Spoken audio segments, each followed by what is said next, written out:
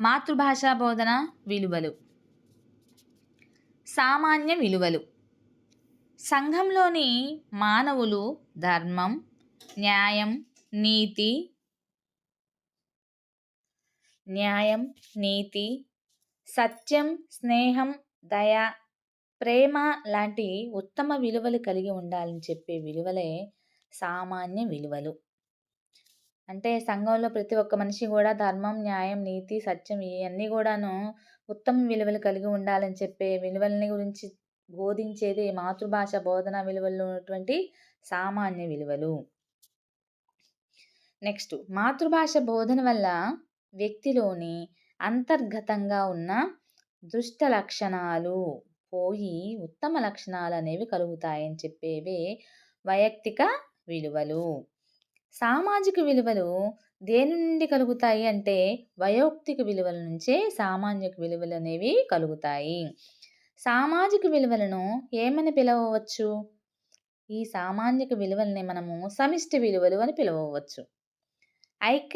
ఐకమత్యం, త్యాగం, దేశభక్తి, విశ్వ మానవ సౌభ్రాతృత్వం, స్నేహం మొదలైనవన్నీ కూడాను సామాజిక విలువల్లో ఉంటాయి. ఇక ప్రత్యేక విలువలు. మానవ చరిత్ర, దేశ చరిత్రల పరిశీలన ద్వారా కలిగే విలువలే ప్రత్యేకమైనటువంటి విలువలు. అంతేకాకుండా కవుల గురించి, రచయితల గురించి, రచనల గురించి, సంఘ సంస్కర్తల గురించి, మాతృభాషలో ఉత్తమ సాహిత్యాన్ని రచించినటువంటి వారి గురించి, ఇట్లా ఏ విలువలను ఇలాంటివన్నీ కూడాను ప్రత్యేక విలువలకి సంబంధించినటువంటివి. సత్యం, శివం, సుందరం అనేటువంటి సూక్తిని అనుసరించి ప్రకృతి సౌందర్యంతో నిండి ఉండునని చెప్పే విలువలే సౌందర్య అనుభవ విలువలు. సత్యం, శివం, సుందరం అనే సూక్తిని అనుసరించి ప్రకృతి సౌందర్యంతో నిండి ఉండునని చెప్పే విలువల్నే సౌందర్య అనుభవ విలువలు అని చెప్పుకుంటాము. నెక్స్ట్, శతకములు, పంచతంత్రాలు, రామాయణము, భారతాలు లాంటి ఉత్తమ సాహిత్య పఠన ద్వారా కలిగే విలువలు నైతిక విలువలు. శతకములు, పంచతంత్రలు, అలానే రామాయణము, భారతాలు వంటివి ఉత్తమ సాహిత్య పఠనం ద్వారా కలిగే విలువలు నైతిక విలువలుగా చెప్పుకోబడుతున్నాం. ఇక రామాయణ, భారతం, ఖురాను, బైబిలు ఇలాంటివన్నీ కూడాను పఠించడం వల్ల కలిగే విలువల్ని ఆధ్యాత్మిక విలువలు అంటాం మనం. రామాయణం గురించి కొన్ని మంచి లక్షణాలు, మంచి విషయాలు తెలుసుకోవచ్చు.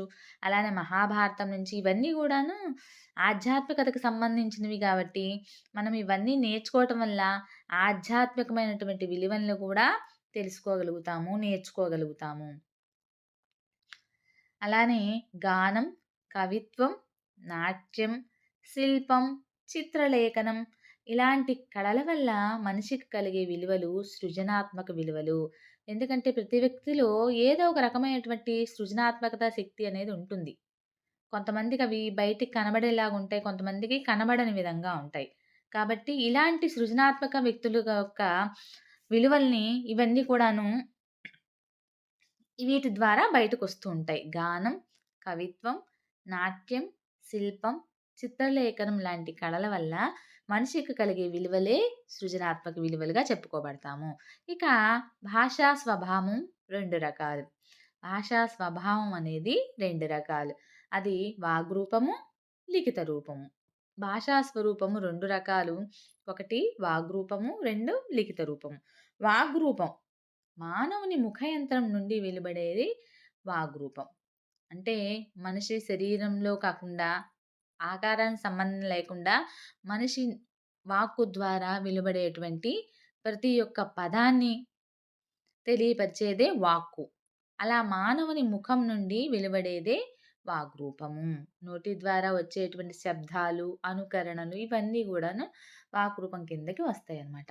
నిత్య వ్యవహారానికి మాత్రమే పరిమితమైనది వాగ్రూపము. నిత్య వ్యవహారానికి మాత్రమే పరిమితమైనది వాగ్రూపము.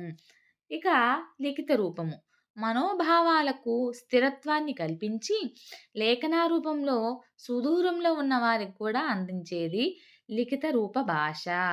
ఇప్పుడు మన మనసులో విషయాన్ని కొంతమంది వ్యక్తపరచగలుగుతారు. కొంతమంది వ్యక్తపరచలేకపోతారు. అలాంటి విషయాలప్పుడు అలాంటి వాళ్ళకి లిఖిత రూప భాష అనేది బాగా ఉపయోగపడుతుంది. ఇది వారి యొక్క మనిషి యొక్క మనోభావాల్ని, స్థిరత్వాన్ని కల్పించి, ఆ స్థిరత్వం ప్రకారం వారి యొక్క మనోభావాలను లేఖన రూపంలో ఎదుటి వారికి తెలియపరచడానికి ఎంత దూరంలో ఉన్నప్పటికీ కూడాను ఎదుటి వారి యొక్క అభిప్రాయాలను నిరూపించుకోవడానికి ఈ లిఖిత రూప భాష అనేది బాగా ఉపయోగపడుతుంది. నెక్స్ట్ మౌఖిక భాషకు స్థాయిత్వం దేని ద్వారా కలుగును? మౌఖిక భాషకు స్థాయి అనేది దేని ద్వారా కలుగుతుందంటే లేఖనం ద్వారా కలుగుతుంది. ఇక భాషా ప్రయోజనాలు 2 రకాలు. అవి సామాజిక ప్రయోజనము, వ్యక్తిగత ప్రయోజనము. భాషా ప్రయోజనాలు 2 రకాలు. ఒకటి సామాజిక ప్రయోజనము, 2 వ్యక్తిగత ప్రయోజనము. ఈ సామాజిక ప్రయోజనము మరలా 2 రకాలు. ఆ సామాజిక ప్రయోజనం మరలా 2 రకాలు. ఆ 2 రకాల్లో మొదటిది సాంకేతిక ప్రయోజనము, రెండవది ఉద్దీపన ప్రయోజనము. ఇప్పుడు మనము ఈ సామాజిక ప్రయోజనం గురించి తెలుసుకుందాము. భాషను స్పష్టించింది భాషను సృష్టించింది సమాజమే. భాషను సృష్టించింది సమాజమే. అనేక సాంఘికపరమైన వ్యవహారాలను నిర్వహించడానికి భాష అనేది ఉపయోగపడుతుందనేది సామాజిక ప్రయోజనం ద్వారా తెలుస్తుంది మనకి. భాషను సృష్టించింది సమాజమే. అనేక సాంఘికపరమైనటువంటి వ్యవహారాలను నిర్వహించడానికి భాష ఉపయోగపడుతుందనేది సామాజిక ప్రయోజనం ద్వారా మనకు అర్థమవుతుంది. అంతేకాకుండా జీవనోపాధికి, నాగరికత, సంస్కృతులు, అభివృద్ధికి, వాణిజ్య వ్యాపారాలకు, రాజకీయ వ్యవహారాలకు ఉపయోగపడేదే సామాజిక ప్రయోజనము. సమాజం అందరి కోసం ఉపయోగపడే పనులు కదా ఇవన్నీ కూడాను. సో జీవనోపాధికి, నాగరికత, సంస్కృతులకు, అభివృద్ధికి, వాణిజ్య వ్యాపారాలకు, రాజకీయ వ్యవహారాలకు ఉపయోగపడేదే సామాజిక ప్రయోజనం. నెక్స్ట్ వ్యక్తిగత ప్రయోజనము. వ్యక్తిగత ప్రయోజనము ఇవి 2 రకాలు. ఒకటి సాంకేతిక ప్రయోజనము, మనం ఇందాక చెప్పుకున్నాము. ఒకటి సాంకేతిక ప్రయోజనము, రెండవది ఉద్దీపన ప్రయోజనం. ఇప్పుడు మనము సాంకేతిక ప్రయోజనం గురించి చెప్పుకుందాము. సాంకేతిక ప్రయోజనం అంటే పారిభాషిక పదాలు, సాంకేతిక పదాలు, ఇంజనీరింగ్, వైద్య భాషలో ఉపయోగించేటువంటి ప్రయోజనము. ఇది సాంకేతిక ప్రయోజనానికి ఉపయోగపడేది. సాంకేతిక ప్రయోజనము పారిభాషిక పదాలు, సాంకేతిక పదాలు, ఇంజనీరింగ్, వైద్య భాషలో ఉపయోగించే ప్రయోజనము సాంకేతిక ప్రయోజనము. నెక్స్ట్ ఉద్దీపన ప్రయోజనము. రెండవది ఉద్దీపన ప్రయోజనం. ఉద్దీపన సార్వజనీనం, సార్వకాలికమని అంగీకరించినది సాహిత్యవేత్తలు. ఉద్దీపన ప్రయోజనం అనేది సార్వజనీనము, సార్వకాలికమని చెప్పి అంగీకరించింది సాహిత్య వ్యక్తులు అనమాట. భాషా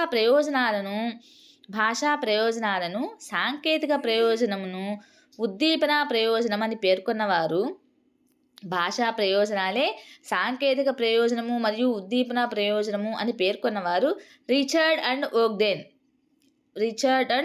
ఓగ్దెన్. నెక్స్ట్ ఎవరి వాదము చాలా వరకు సమంజసంగా ఉందని ఒప్పుకున్నారు. ఎవరి వాదము చాలా వరకు ఏం చెప్పింది కరెక్టే అని చెప్పని ఒప్పుకున్న వాళ్ళు ఎవరు? Richard and Ogden. ఎవరిది ఒప్పుకుంది ఎవరి వాదాన్ని? రిచర్డ్ అండ్ ఓగ్దెన్ వాదాన్ని చాలామంది ఒప్పుకున్నారన్నమాట. సాంకేతిక ఉద్దీపన ప్రయోజనాలు అల్ప ప్రయోజనము, అధిక ప్రయోజనంగా పేర్కొన్నది హెన్రీ వెండ్. సాంకేతిక ఉద్దీపన ప్రయోజనాలను అల్ప ప్రయోజనం, అధిక ప్రయోజనంగా పేర్కొన్నది హెన్రీ వెండ్. సాంకేతిక ఉద్దీపన ప్రయోజనాలు 2 రకాలు. సాంకేతిక ఉద్దీపన ప్రయోజనాలు 2 రకాలు. అవి ఒకటి అభివ్యక్తి, 2 గ్రహణము. ఒకటి అభివ్యక్తి, 2 గ్రహణము. మరలా ఈ అభివ్యక్తి, గ్రహణం అన్నవి 2 రకాలు. అవి వాగ్రూపము, రెండవది లిఖిత రూపము. మొదటిది వాగ్రూపము, రెండవది లిఖిత రూపము. ఇక్కడ వాగ్రూప, లిఖిత రూపాలు మరలా 2 రకాలు. ఒకటి ప్రకాశము, 2 ఆత్మగతము. ఒకటి ప్రకాశము, 2 ఆత్మగతము. మాతృభాష విలువలు.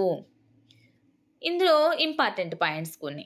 భాషకు తాత్కాలికమైనటువంటి ఆనందాన్ని కలిగించేదే బాహ్య సౌందర్యం.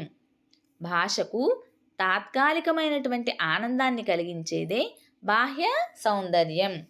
నెక్స్ట్, భాషకు శాశ్వతమైనటువంటి ఆనందాన్ని కలిగించేది అంతః సౌందర్యం. భాషకు శాశ్వతమైనటువంటి ఆనందాన్ని కలిగించేది అంతః సౌందర్యం. బాహ్య అంతః సౌందర్య స్వభావం ఆపాత మధురం. అలానే అంతః సౌందర్య స్వభావము ఆలోచన అమృతం. బాహ్య సౌందర్య స్వభావము ఆపాత మధురమైతే అంతః సౌందర్య స్వభావము ఆలోచన అమృతం. సో టీచర్స్, మీకు కనుక ఈ వీడియో నచ్చినట్లయితే ప్లీజ్ లైక్ చేయండి, షేర్ చేయండి, కామెంట్ చేయండి. అలానే కొంచెం సపోర్ట్ చేయండి మేడం. మీలాంటి వాళ్ళు సపోర్ట్ చేయటం వల్ల మాకు కొంచెం ఇన్స్పిరేషన్గా ఉంటుంది. మేము మంచి మంచి వీడియోస్ అప్లోడ్ చేయడానికి అవకాశం ఉంటుంది. మా వీడియోస్ చూసి కొంతమంది సబ్జెక్ట్ నేర్చుకొని టెట్, డిఎస్సి అటెంప్ట్ చేసి మంచి మార్కులు సంపాదించడానికి అవకాశం ఉంటుంది. సో ప్లీజ్ సపోర్ట్ చేయండి. వీడియోస్ చూస్తున్నారు కానీ లైక్ చేయడం లేదు. మీ అమూల్యమైనటువంటి ప్రేరణ వల్లే మేము ముందుకు వెళ్ళగలమని అనుకుంటున్నాను. మీ సువర్ణ టీచర్.